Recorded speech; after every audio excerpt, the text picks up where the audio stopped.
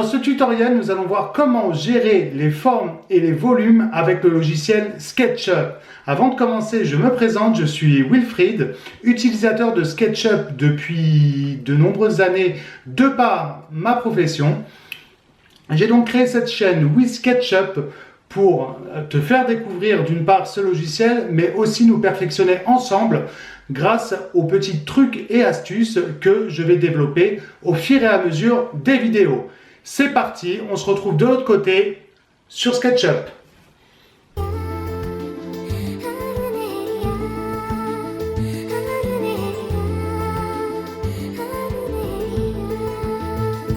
Nous voilà donc sur l'ordinateur pour débuter ce petit tutoriel. Tout au long de ce dernier, nous serons accompagnés par l'ami Max, mon chien en résine, je ne sais pas si vous le voyez bien, c'est mon fidèle compagnon de conception.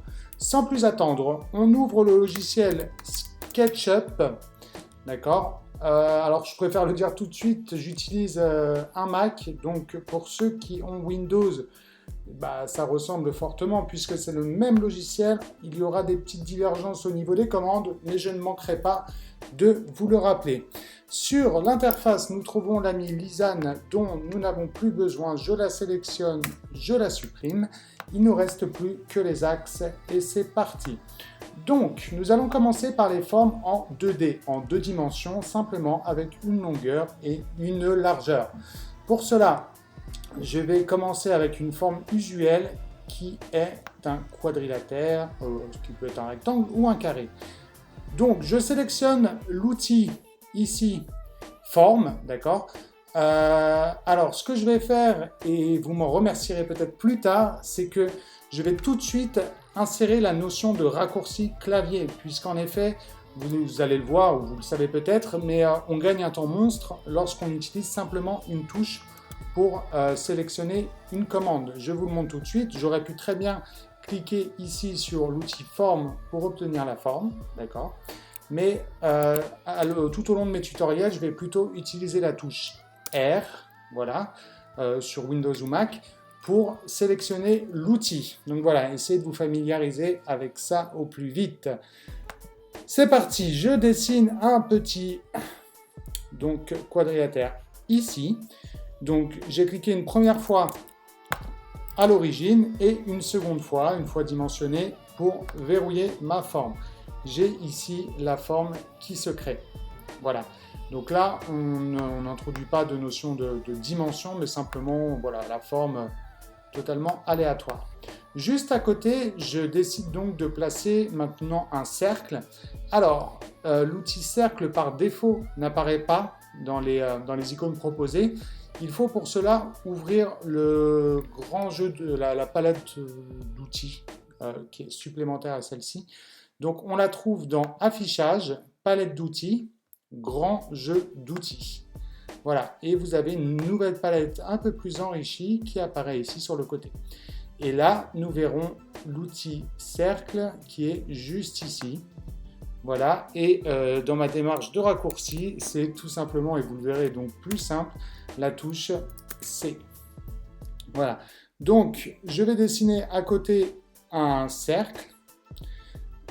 Donc un premier clic, je donne un rayon, donc voilà, quelconque pour l'instant, une seconde pression avec le clic gauche pour verrouiller ma forme. Je me retrouve donc avec deux formes. Maintenant, tout l'intérêt de SketchUp est d'être un outil de conception en 3 dimensions. Il va s'agir de lui donner, de transformer ces formes en volume. Tout l'intérêt de ce tutoriel. Donc, pour cela, nous allons utiliser une commande qui s'appelle pousser-tirer, voilà, qui est vraiment la force selon moi de SketchUp, puisqu'elle est vraiment très pratique et intuitive. Alors, vous pouvez cliquer sur pousser-tirer ou bien appuyer sur la touche P, tout simplement. Donc c'est pour ça que les raccourcis sont simples en général, donc n'hésitez pas à les utiliser. Voilà, donc j'ai mes deux formes. Simplement, je vais donc, à l'aide de l'outil pousser-tirer, exercer une première pression ici, et je vois que ma forme s'extrude pour devenir un volume. Voilà, donc je lui donne une hauteur, toujours quelconque pour l'instant, et puis je valide pas un nouveau clic. Donc, voici mon premier volume. J'en fais de même avec le cercle qui est à côté, donc j'appuie sur P toujours, et puis j'appuie une première fois et une seconde fois. Et là, j'ai donc un cylindre qui se crée. Alors, première petite astuce que je vous dévoile en avant-première aujourd'hui. Le but, quand vous êtes comme ça, un dessinateur, projeteur, enfin tout ce que vous voulez, quand vous faites de la conception, le but c'est d'aller le plus vite possible, ou du moins gagner en dextérité. Donc, je fais CTRL Z ou Command Z sur Mac pour annuler la précédente opération, ce qui est valable sur tous les logiciels que je connaisse, de dessin ou pas. Donc, je rappuie sur P pour sélectionner pousser tirer, et là, lors de l'extrusion, une possibilité qu'offre SketchUp, c'est de venir en fait inférer sur une arête d'un objet limitrophe, ici, pour caler la hauteur. D'accord? Donc, c'est ce qu'on va faire. On chope une arête ici, ça peut très bien être la face, je vous conseille quand même l'arête, ou une arête même opposée. D'accord? Donc, vous voyez ici le petit cartouche d'information qui dit sur l'arête. Je valide. J'ai maintenant deux formes. Donc, je vais introduire pour ce mini tutoriel une nouvelle notion et qui est pour moi aussi importante puisque ces conceptions se destinent à être précises, du moins je l'espère. Donc, l'outil ruban, ici, il s'appelle mètre, voilà, pardon. Donc, qui est un ruban, mais il s'appelle mètre, qui permet de mesurer. Je clique dessus, voilà, ou j'appuie sur le raccourci T, ici, d'accord? Là, je vais mesurer la hauteur de ma première forme, et je vois que j'ai une hauteur de 37 579 mm,2, et je vais vérifier, toujours en appuyant sur T, sur la forme à côté, si cette hauteur est la même, et je vois que c'est la même. Donc, simplement, ce petit contrôle vous permet de vérifier que mon astuce fonctionne bien. Voilà, avant de nous quitter, j'aimerais vous montrer une dernière chose, c'est avoir des formes, c'est bien, les manipuler, c'est mieux. Donc, comment pouvoir déplacer des formes? Je vous dis ça parce que lorsque j'ai commencé SketchUp il y a quelques années maintenant, j'avais beaucoup de problèmes à déplacer en fait ce que je créais. Donc, quand je dis déplacer, c'est voilà, au sein de l'espace, l'espace de travail SketchUp. Donc, je sélectionne une forme, peu importe, ou quelle une face, et je voulais simplement la déplacer. Alors, pour déplacer, il suffit de appuyer sur la touche M, voilà, ce qui correspond sur la grande palette d'outils à ce petit curseur quadridimensionnel ici, qui s'appelle logiquement déplacer, copier. Voilà. Donc, j'appuyais bêtement sur la forme, comme ça, et je tirais.